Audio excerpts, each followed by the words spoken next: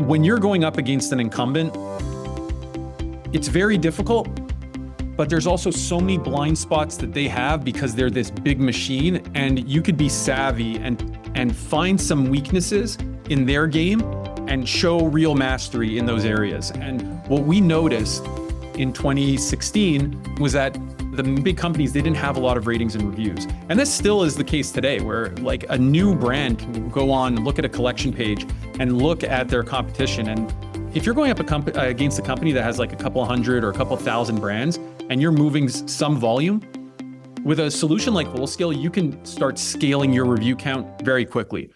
Welcome everyone to Winning with Walmart. I'm Ryan King with BlueRyse, and today we're tackling a topic that's been costing brands conversions without them even realizing it: review syndication. Here's the situation. Many suppliers are invested in building social proof for their brand, maybe hundreds of thousands of reviews on their own D2C sites.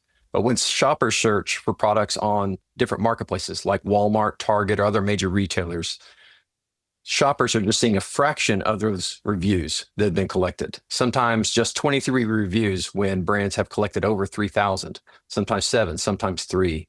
And that gap is killing conversions, both online and in-store, increasingly as click-to-brick behavior becomes more commonplace. Today, I'm joined by David Rapps, who's the founder of both Wholescale and ReviewHub. He's also a former CEO of iFly, so he has experience from the supplier side as a former supplier of the year with Walmart.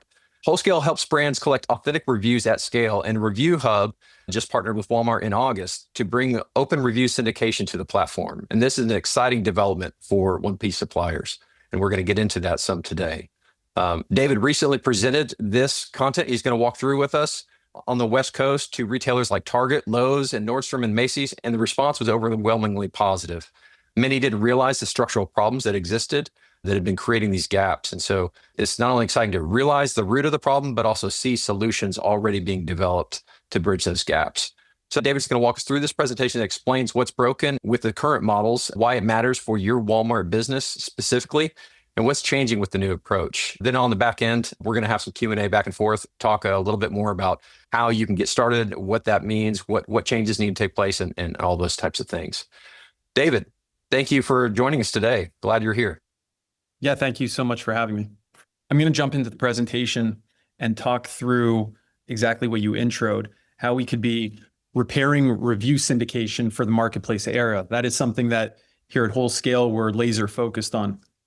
And really, when we do this right, when we fix review syndication, we're driving trust, scale, affordability, and freedom to marketplaces, sellers, and brands.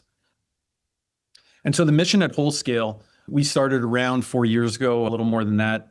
The mission has always been to democratize review collection and syndication for the millions of sellers and brands that need retailer and marketplace distribution. We're going to talk about two main things. I'll introduce myself and Wholescale a bit further, but we're going to talk about the problem and we're going to talk about the solution. And so my background is, like you said, in consumer products. I spent around 8 years of my life on the supplier side. 1P side, I was doing DSV, I was doing 3P too. Very familiar with what consumer product companies go through day to day.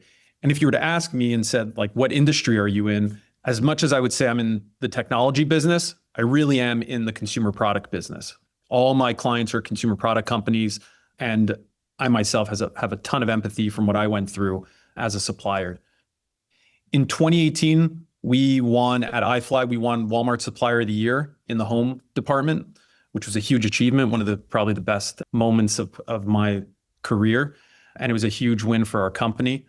We consistently were, since 2017, we're the number one rated and reviewed luggage brand at Walmart. In fact, we were actually, and iFly may still be today, the number one rated and reviewed brand at Walmart, not just in luggage. And in 2019, NPD Research, which is now Circana, named us top 5 holiday accessory brand. And so there were a lot of wins, and it's not always easy, obviously, to sell Walmart, and there are a fair share of challenges. But starting out, when I started iFly, we didn't even have a website. We didn't have social media. We didn't have email marketing. And so we had to distinguish ourselves from the private brand options and the national brand options like Samsonite's collection of brands. And the way that we did that primarily was through ratings and reviews. And so I built a business called Wholescale around reviews, and I'm going to share with you today some of the ways that we're looking at this space very differently than legacy providers.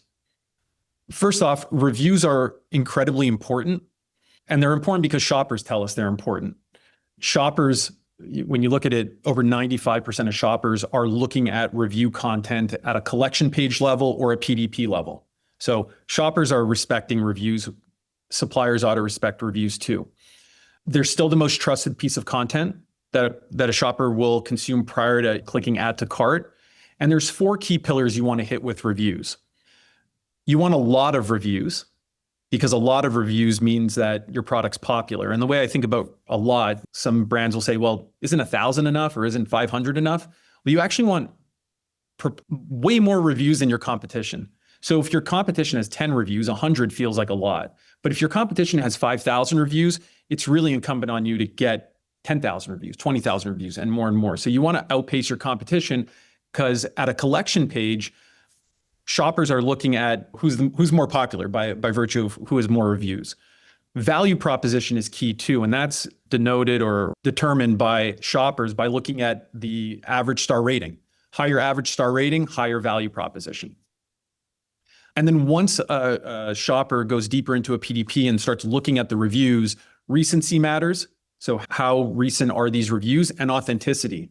Less incentivized badges means more authenticity. So you actually want to prioritize authentic, organic reviews as opposed to sampling reviews or seeding reviews. When you look at the marketplace landscape, every major retailer is thinking about driving digital sales, and most retailers are thinking about driving marketplace. And you saw this with Walmart, that really is way ahead of some of these other retailers investing in marketplace, investing in digital. In the middle here, you'll see Target. Target just recently said that they want to 5x their digital sales. And they want to do this a lot through marketplace. And they want to do this by 2030. So they do $1 billion roughly in digital sales. They want to do $5 billion. In order for Target to do $5 billion in the next 5 years, they can't just 5x their current business with current sellers and brands. They actually have to attract new brands and new sellers. And that goes for every retailer and marketplace. And I bring that up because one of the ways that retailers can do that is by reducing the cost and reducing the complexity of their business model for suppliers. So suppliers and sellers, it's very simple. If doing business with a marketplace or retailer is costly and complex, they're going to gravitate to other options. And I say that because when it comes to reviews, retailers for a long, long time have actually adopted the wrong approach. And now we're seeing a big course correction. So there's a quote that I love that says, if you want less of something, tax it. Retailers, maybe without knowing it, had been taxing ratings and reviews for way too long. And they did that primarily by having one exclusive review syndication service be the only game in town for suppliers and sellers. And it's like anything else. If there were just one hotel in my neighborhood or one restaurant, prices would be way high, innovation or convenience would be low, service would be low. It's like anything else. Competition drives innovation and drives down cost. This actually is a diagram of what a closed syndication network looks like, a closed review syndication network. And I think the listeners to this session are going to understand how exclusionary it actually is. So in this diagram, you see some retailers on the right side. And on the left side, you'll see brands. And they're blurred out. Most of them are blurred out. The ones that aren't blurred out are major CPG companies. And these are the companies that typically can afford and typically use and have used for many years the exclusive syndication option that a retailer is making available to its suppliers. The problem with this is that for the last 5 to 10 years, there's been an explosion of emerging brands and sellers. And these brands, if they're not using this exclusive syndicator, they're cut out of the syndication mix.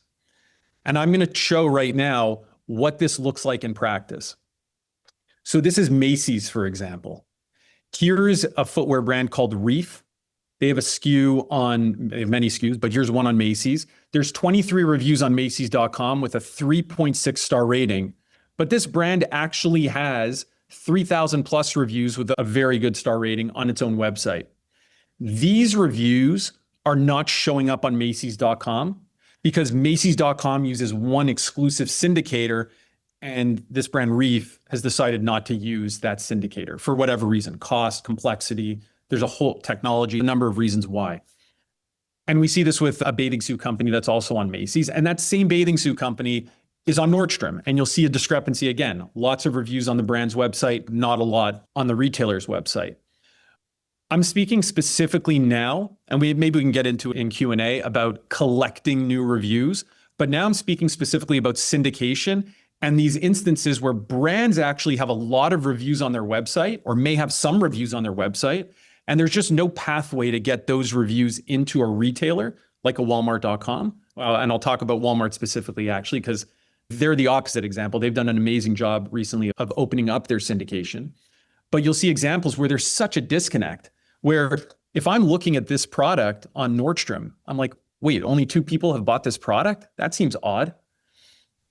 And you see the same issue at Sephora. You see the same issue at Ulta. And I could give many, many more examples where there's such a big discrepancy between the reviews on the website of a brand and the reviews that actually make it to a retailer's website.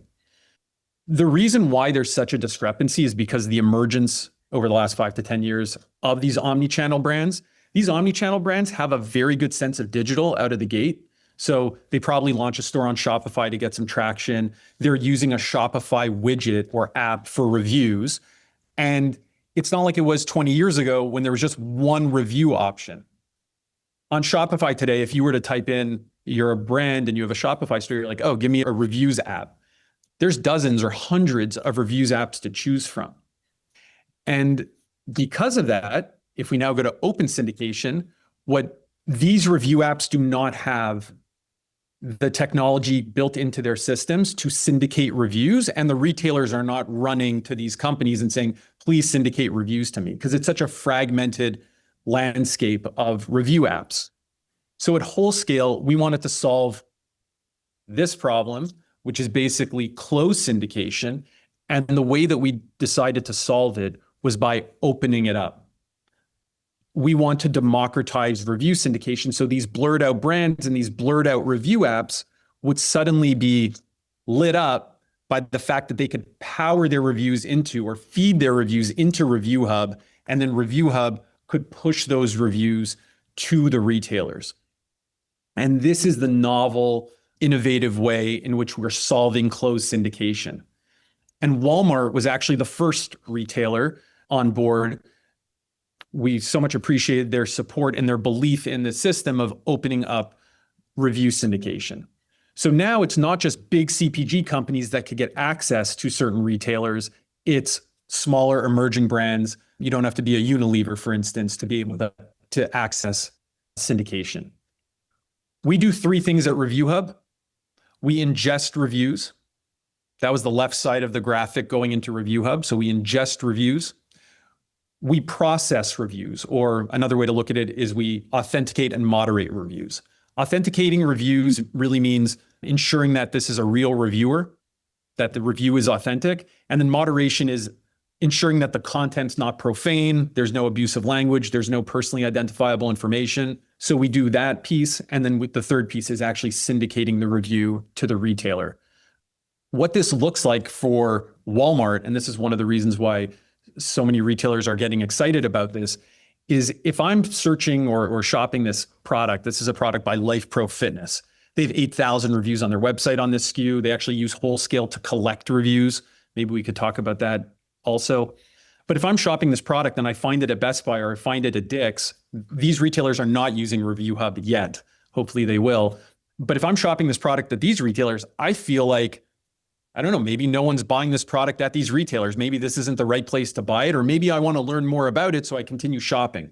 And when I land on this item at Walmart, I'm struck by the fact that there's 8,000 reviews. And in my mind, I'm thinking, wow, this is the place people go probably to buy this product. And Walmart ends up winning. And they win in two ways. One, they win from a conversion standpoint, but two, Walmart wins because then they get more purchases and then they can get more native reviews themselves.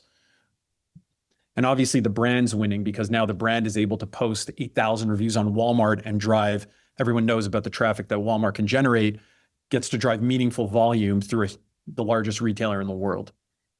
So there's certain marketplaces that are winning, and we're seeing more and more adoption from retailers. In fact, Walmart Canada is now on board, which is a huge win for us as well. And there's some other retailers that I'm excited to announce very shortly. We also have a concept within ReviewHub called Forever Reviews. This concept means that if you're pushing reviews into Walmart, let's say, or any retailer through us, and you stop using us, we don't delete your reviews retroactively from that retailer as a way to force you into using us. This is a practice that legacy review syndicators have been doing, where you're kind of like, oh, I have to use you forever in order to not have my reviews deleted. We don't believe that's ethical. So here's a quote from CEO of Polygroup saying, "We used legacy syndication platforms for years. When we didn't renew 1 year, they deleted all our reviews from our retailers because they said that was their policy. We switched to ReviewHub and it's been infinitely better, way less expensive, and we're finally treated fairly." And we'll talk about price in a bit too, because I know that's probably interesting to those who are watching. Another success story about the power of ReviewHub expanding your retail reach. So here's a quote from Design HQ, a national brand supplier and seller. And this works also for private brand sellers. The last company does national and private brands. ReviewHub helped us grow fast on Walmart.com by improving our search ranking and building credibility with customers. We're now looking forward to extending that success by syndicating our reviews to TikTok Shop. So this is what we're seeing too. Brands are learning about different retail opportunities and they're realizing, oh, I already have 5,000 reviews now, 10,000 reviews, 200 reviews, doesn't matter. I'm able to just easily push those into a new retailer or marketplace and drive sales. Great. So that's another benefit that we're driving.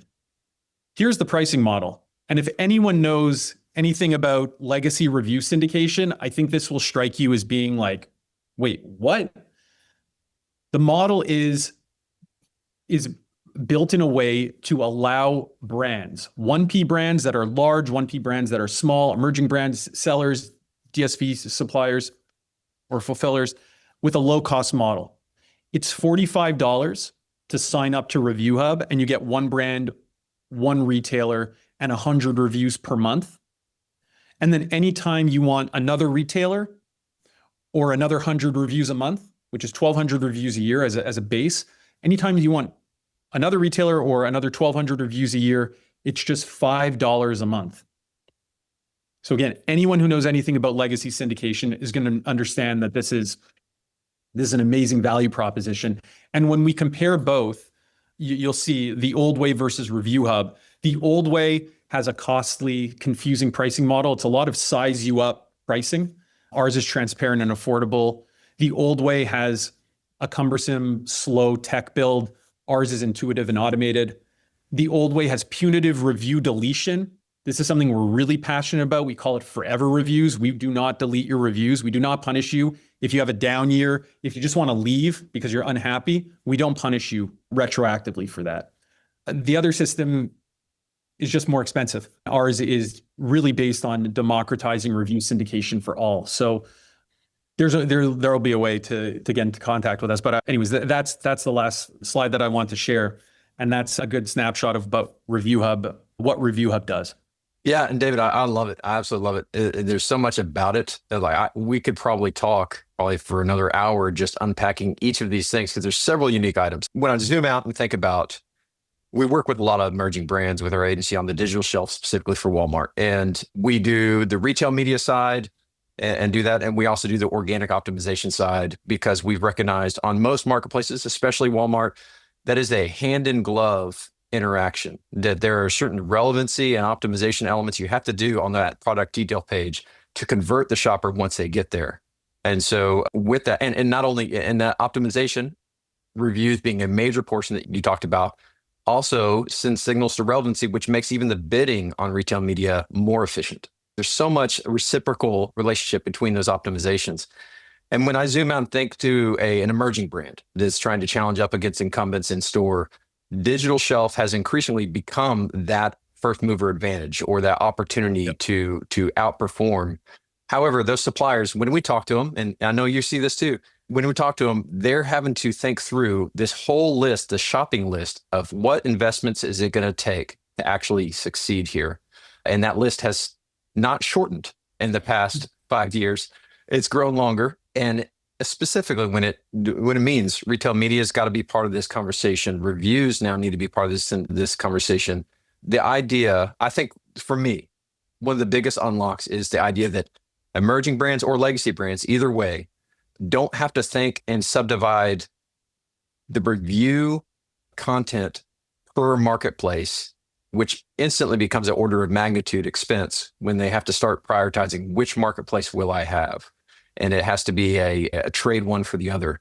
The idea that there are opportunities at an entry point cost for the emerging challenger brands and otherwise or legacy brands, it makes so much more sense. I mean, when you just pass the common test rule, it makes sense. The marketplace has shifted. Things have shifted. And the fact that you're presenting a model saying that's no longer a requirement, we're not depending on that to be the lock-in, is incredibly freeing, especially as brands have to iterate and test it more. So I could go on, but all that to say, and as a recap, man, I love it, what you guys are doing. And I'd love to kind of get a little bit more in here real quick into some practicals. We were focusing a lot of this on ReviewHub as a syndication element. And the presupposition for that is someone has reviews and they're wanting to get it to a lot of places. As of the date of this recording, Walmart just closed open call for 2025. 600 brands came and pitched. A lot of them are getting offers and they're starting to think through, now what do we do to succeed? And so that it's the 0 to 1. Maybe they have, like you said, a scenario where they have their own D2C site and they're trying to figure out how do we maximize those and get them on the marketplace. Some of them are maybe saying we haven't had a lot of social proof yet and we need to get from 0 to 1. So maybe the first question would be looking at in that scenario, supposing they don't have a lot of reviews yet, what are the options from going to that 0 to 1? So we talk a lot about here, there's only two ways to get reviews. Fundamentally, you can get reviews from a person who actually bought your product, or you can get a review from someone who never bought your product. And with the latter sounds so silly. It's something that is called product sampling or seeding.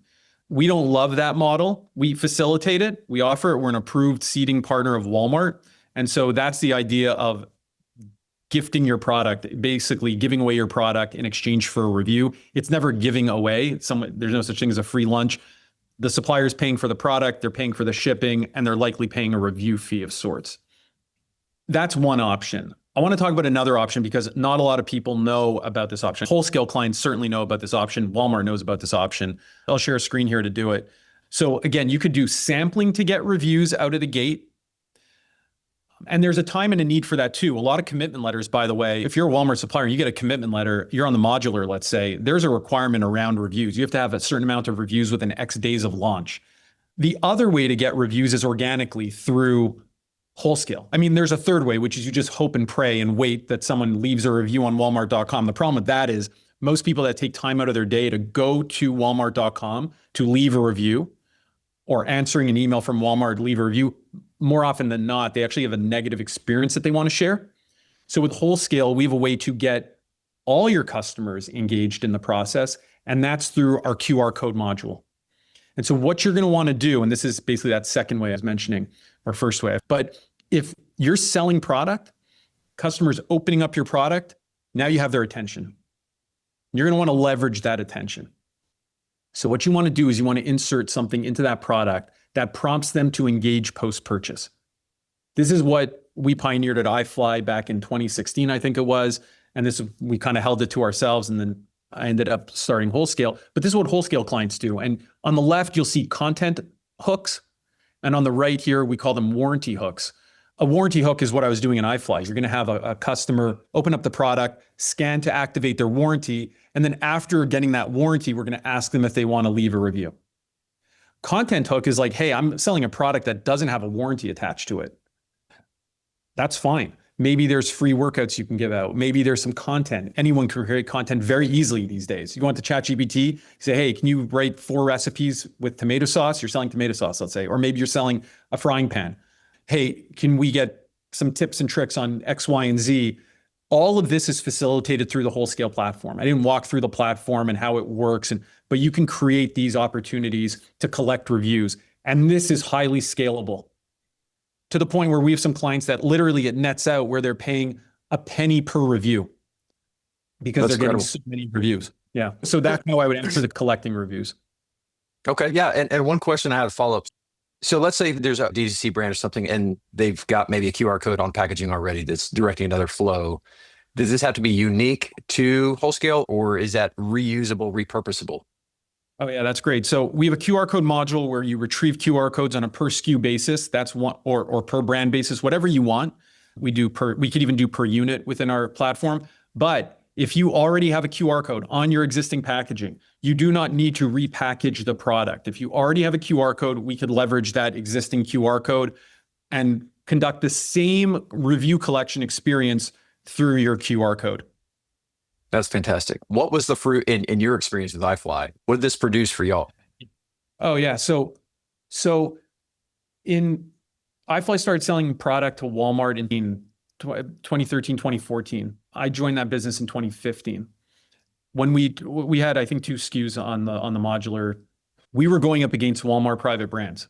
And we were going up against the largest luggage company in the world, Samsonite, and their brands. I think they had 1 or 2 brands on the modular. And so when you're going up against an incumbent, it's very difficult, but there's also so many blind spots that they have because they're this big machine, and you could be savvy and find some weaknesses in their game and show real mastery in those areas. And what we noticed in 2016 was that the big companies, they didn't have a lot of ratings and reviews. And this still is the case today, where like a new brand can go on and look at a collection page and look at their competition. And if you're going up against a company that has like a couple hundred or a couple thousand brands, and you're moving some volume, with a solution like Wholescale, you can start scaling your review count very quickly. For us, it was a huge win because I get this question from people we speak to about Wholescale. They say, well, what's the ROI on reviews? Well, first and foremost, you're going to drive more sales, especially if you have a very low review count. Like if you have a very low review count and you start increasing your reviews, you're going to drive more sales. The exact percentage, it depends on a number of factors, but absolutely, you're going to drive more sales. The next piece of the ROI, and this is the biggest one to me, is, and by the way, if you're going to spend any Walmart Connect dollars at all, and you're putting Walmart Connect dollars against a PDP that has like 12 reviews with a 3.5 star rating, it's just not, you're not maximizing that Walmart Connect investment. So get reviews on a PDP and then put your Connect dollars against it and see how much better you will do. The other big ROI is that you could storytell and drive really good narratives to your merchant teams at Walmart. So when you're leading with reviews, that means shoppers love your product and they're saying it. And not only are you getting insights and data from that, but you can go to your merchants and say, guys, look, we have a winning item and it's way better than on a per SKU basis, let's say, than this competitor that we're up against. And so I love the narrating or storytelling that you could do off it. It drives sales not only at a cart level, it drives sales from a merchant level too. Yeah, and just the last thing on it, this ended up being where we became the best rated and most reviewed brand at Walmart. We ended up winning Walmart Supplier of the Year and grew. It wasn't just because of reviews. You need to, at Walmart, you need to execute and execute and execute. So you have to execute across a number of areas. But this was a huge point of victory for us and for them. They took a lot of pride in our success with reviews. It reminds me, the challenge, one of those elements of challenge from your presentation on syndication, the experience we've had from shoppers when we've talked about, the difference in review counts across marketplaces. Because it is an open marketplace, other sellers can drop ship products from all over the place. What we found is when a product maybe has a lot of reviews on one marketplace or D2C, but then when they have maybe a 5, 10, 15 on a different marketplace, one of the initial assumptions in these days for shoppers is this just being drop shipped somewhere, or is this still authentic? So it's no longer a trust issue of the brand itself. They trust the brand, but it becomes a question of, does this represent the brand or not? And so it's a major obstacle for conversion. We've talked about going a little bit from 0 to 1. What about those suppliers, brands that maybe already currently are using something else for generating reviews or that portion of it? What's that look like in interacting with native review hub side? Can they switch over, or what does it take to capitalize on what you guys are doing? Yeah, that's one of the things I like most about ReviewHub. We're agnostic in the sense of we don't care what review app brand is collecting with. Our job is to authenticate and moderate in ReviewHub. Our job is to authenticate and moderate that review. So we care in the sense that if they're using a review app that is just allowing them to collect fake reviews, and we could tell that they're fake reviews through a variety of tools and technologies we built, the reviews won't go anywhere. They're not going to go to Walmart because we're going to stop them in their tracks. But in the sense that we don't care what they're using, we don't want to be competitive with the review apps. So you want to use a review app that you find on Shopify, you're using, I don't know, one of those apps, I won't mention them, but everyone knows that these types of apps, there's many of them. Go ahead, use them. You don't need to switch to us. You could use them and just onboard ReviewHub, and with a pricing model of starting out at $45 a month, it's very economical. You don't have to drop thousands or tens of thousands of dollars to initiate syndication. So no switching. You can continue using your existing review app that you're collecting reviews with and just use ReviewHub for that syndication layer. One other note that one other call out, because it's come up in the slide presentation, you've mentioned it as far as the moderation and vetting, so to speak, of these reviews. What got clarified over the past several years and why this matters a lot for the retailer as well as the brand and supplier as well is this step, although it provides some friction, it's an absolutely necessary step these days because the Federal Trade Commission is a federal issue now. Is this a legitimate review? So where maybe brands thought, okay, this is kind of let's do family and friend, let's do some other things, and let's kind of game the system a little bit to get that initial piece.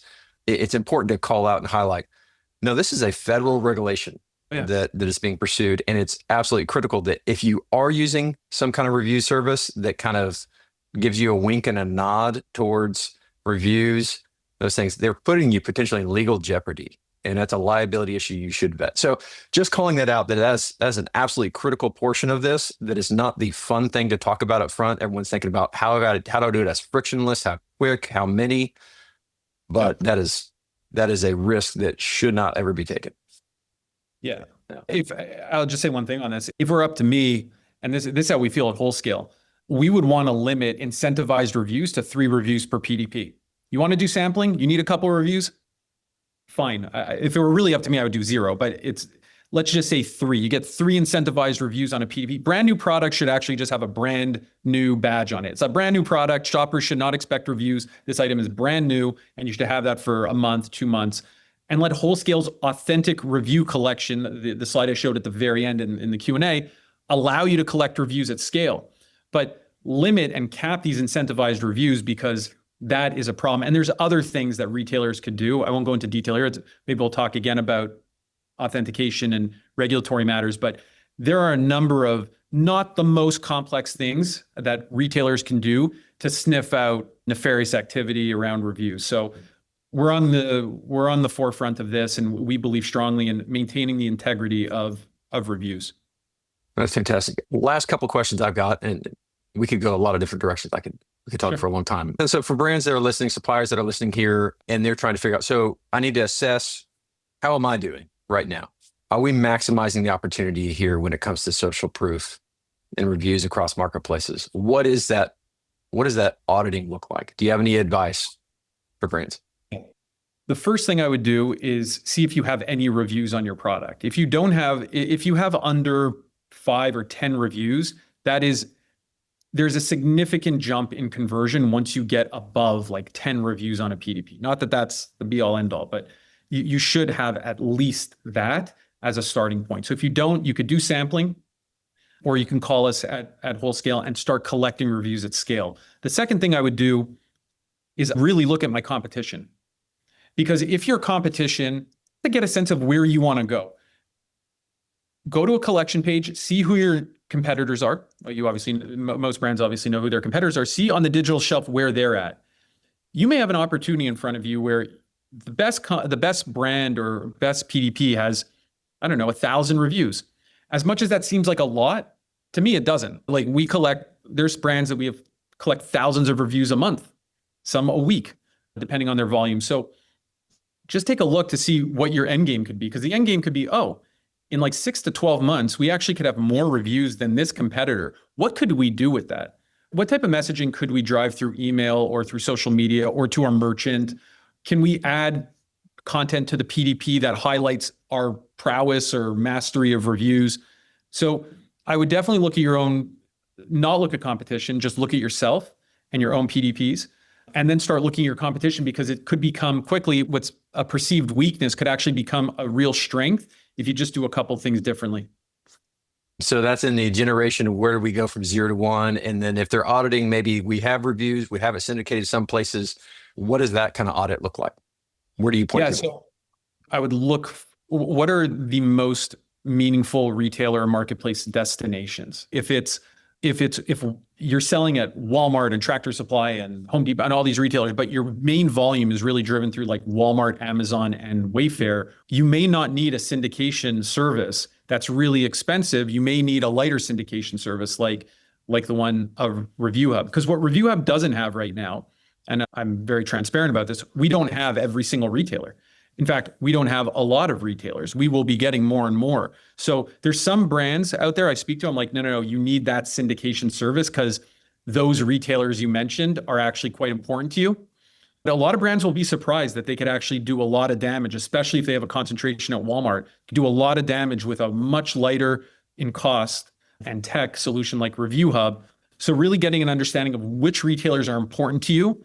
And also this has come up too. Sometimes you'll have an evergreen item at a retailer and it actually has a lot of native reviews that the retailer has been collecting. So yeah, you're syndicating some reviews to that retailer, but you could shut that off because that retailer is driving so much review volume for you. So maybe this is less for emerging brands and maybe more for established brands, but there's that too. And we have clients that have saved a lot of money by kind of reshuffling the way they think about syndication. One other question came to mind on this. So I lied when I said 2 last ones. Sorry, but this one, you brought up the frequency or the velocity of reviews as it relates to your experience in Wholescale. Obviously, there's a lot of factors here. There's what does that flow look like? What's the ask look like? What are their units per week? But do you have any kind of general recommendations? So you're saying a brand looks at it, they see their competitive set on the digital shelf is averaging around 400 reviews, 500 reviews above the fold in search results. So they're setting, we need to get to 600 to 1,000. What on general velocity, again, a lot of variables there, but if you could talk in broad strokes, sure. What's an expectation of timeline that something like that takes from the Wholescale side, from that flow? Obviously we can understand if you've got them and you can just switch them on. Maybe you also answer, how long does that process take? If it's like, hey, I've got them somewhere else, I want to syndicate them on. How long does that take? Got it. If you already have, I'll go back to front. If you Sure. already have reviews and you want to syndicate them into, let's say, Walmart.com, you've collected them on a review app and you just want to push them into ReviewHub so that they end up going into Walmart. That could be done in as little as like a few days. You could onboard. We usually authenticate and then moderate over the course of 2 days. Authentication is like really quick. It's the moderation. There's a layer of human moderation that most retailers require. So that's really quick. That's if you already have reviews and you just want to push them into Walmart, as an example. Now, that if one. you, Sorry, real quick, I'll say that, and then the other one. I just don't want to forget this because Walmart does have some services where they talk about free ingestion of reviews for 3P marketplace primarily. However, an important call out, because the demand for those things are so high, we're probably talking months to get that reviewed, vetted, those things. So speed to market of getting a few days versus months is a big win there. Yeah. Yeah, thank you for calling that out. There's also there's a lot of manual work. You have to continuously, I don't know if the cadence is you're allowed to do once a month or once a quarter, I forget what it is, but especially around the holiday season, it's not easy. There's a huge buildup. So there's a saving of time, human resources, money, maybe not money, but soft cost money. Yes, you will end up saving opportunity money. cost. Yeah, for sure. Yeah, exactly. Thanks for pointing that out. So that's an example if you already have reviews. If you don't already have reviews, and you don't want to do sampling. Sampling with us takes around 3 to 4 weeks by the time you send product to the time you get reviews. But let's assume you're not doing that. If you already have a QR code on your product and you're driving some traffic, that's done within literally a matter of days as well. So you onboard, you have a QR code that's getting traffic, we can convert that traffic into review flow, and that happens very quickly. If you don't have a QR code on your product and you want to put that on, here's the time frame. And then I'm going to even speak to the conversion rate, like how many reviews you could. I thought that's where you were going initially. Like I'll speak that to how many reviews can you actually get if you're selling 1,000 units, let's say. Okay. So the first one is it takes you sign up with us within 2 days, you have an onboarding kickoff call. As soon as you link your product catalog with us, let's say you're using Shopify or you're not using Shopify, so you just upload a CSV with your SKUs. As soon as we get your product catalog, we issue QR codes to you. It's in the system. We set up the technology like you get these QR codes per SKU or per category or per brand. And then it just matters how quickly you get that onto your product packaging. So if you're made in America, you're producing domestically, it's quicker. If it's overseas and it's going to hit you have to produce it and then it hits the water and then it goes into a fulfillment center and then goes to Walmart, there's more time. So we don't deny that in some cases it could take a few months, depending on your production schedule. In other cases, it could take less. And then and this is the key, once you start selling product that has Wholescale QR codes on them or your own QR codes, you're going to start collecting reviews very quickly. And I keep talking about QR codes. I don't want to forget, there's other ways we collect reviews. We do, if you have an app, if you have an accompanying app with your product, we collect reviews, not app reviews, product reviews through the app, email solicitation, on-site widget. And there's others as well. There's a number of different ways through which we collect reviews, but the one that is the most scalable and the most productive is the one that I mentioned with QR codes. You mentioned kind of the percentage of velocity of. Yeah. So depending on the hook, if you do a warranty hook, we typically see 10 to 20% warranty activation as a rate. So out of 100 people we use that buy a product, 10 to 20 will actually activate the warranty. That goes higher if your item is above $150, $200. It goes lower if your item is under like $50 or $40. Though in my experience, I was doing warranty hooks on packable duffels, selling through Walmart, selling at $7.97. So yes. Like there's a desire out there from the consumer that they want to activate a warranty. They enjoy that experience. So not everyone, but a lot of people be like, oh, I don't activate a warranty. It's like, that's fine. But what about maybe on the non-warranty? Yeah, like on the consumable side of things, yes. What would that look like maybe? So at last point, so 10 to 20 will activate and roughly 50% will then review. So it's not that everyone that activates is going to leave a review. You're looking at roughly 50. Could be a little less, could be more. If it's non-warranty, your scan rate's much lower unless you have an incredible value proposition. For instance, non-warranty, but let's say you're getting a camera. It's not a warranty, but it's like you must scan here to learn how to use the camera, let's say. Like don't use the camera unless you scan here. That scan rate's going to be super high because you're actually really driving home that they should do the scan. Right. If it's a food product and it's like scan here for 3 amazing recipes, that scan rate's a lot lower. However, the review rate is way higher because of the way we do our tech and the form flow. You'll likely get net less reviews, but your review rate will be a lot higher. And our team, if you're using Wholescale, your account manager is going to walk you through some of the best, from our experience, some of the best hooks and how to phrase it and where to place it in the product. It's not just like a simple, there is a consultative approach if you want to really maximize reviews. And that's what we offer here as well. Gotcha. Well, David, we've gone over the time. I think I asked you if you had time, but I appreciate you being available here. So I'll cut any other questions at the moment. But, ultimately kind of summing up, we're talking about in the end, what the brands are looking for is how do we maximize conversion as a shopper? You're investing in so many other ways to attract the shopper, get their shopper's attention through multiple channels. Increasingly, that journey's going all over the place and not locked into one specific channel.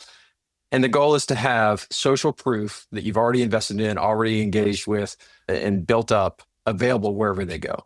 And so I love how this solution is providing for that, both in the generation on the Wholescale side, but also specifically in the ReviewHub side and syndicating, unlocking some boundaries there, lowering some barriers to make sure that is available. And that's certainly where the market is heading. So that's great opportunity. If someone's hearing this and they're saying, we want to get in touch with either one of those scenarios, we're more interested in talking about the syndication piece, or we're talking about the generation and seeding piece through Wholescale, what's the best way to get in touch with y'all? The best way is you can go to our website, wholescale.com, and just fill out a form. You can go to reviewhub.app and contact us through there. You could feel free to connect with me on LinkedIn, for instance. You could DM me, be happy to chat. Those are probably the 3 best ways to get in touch with us. Perfect. And certainly wherever this video is going to be present, you feel free to leave comments below. If you have comments, questions, you can find both of us. You can find myself, Ryan King, with BlueRyse on LinkedIn as well. Happy to discuss these things and point in any of these directions. David, thank you again for your time. Really do appreciate it. Look forward to the continuing conversations. Yeah, thank you so much for having me. Pleasure.